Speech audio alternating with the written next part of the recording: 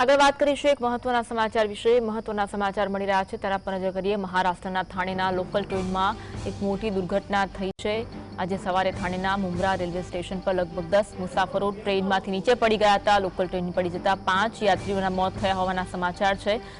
એવી શંકા છે કે આ મુસાફરો ટ્રેનના ગેટ પર બેઠા હતા। ગેટ પર લટકવા અને ધક્કામુક્કીથી પાટા પર આ લોકો પડ્યા હતા, જેમાંથી 5 મુસાફરોના મોત થયા છે। સવારે 9:30 વાગ્યાના સુમારે આ ઘટના બની હતી, જ્યાંથી નીચે પડી ગયા। મધ્ય રેલવે હજુ સુધી આ ઘટના અંગે કોઈ નિવેદન આપ્યું નથી।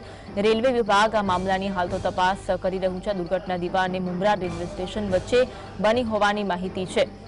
તો થાણેમાં ટ્રેનમાંથી મુસાફરી કરી રહેલા મુસાફરો પડી ગયા હતા, જેમાંથી 5 લોકોના મોત થયા હોવાના સમાચાર સામે આવી રહ્યા છે। 5 યાત્રીઓના મોત થયા હોવાના સમાચાર। આજે સવારે થાણેના મુંબ્રા રેલવે સ્ટેશન પર લગભગ 10 મુસાફરો આ રીતે પડી ગયા હતા।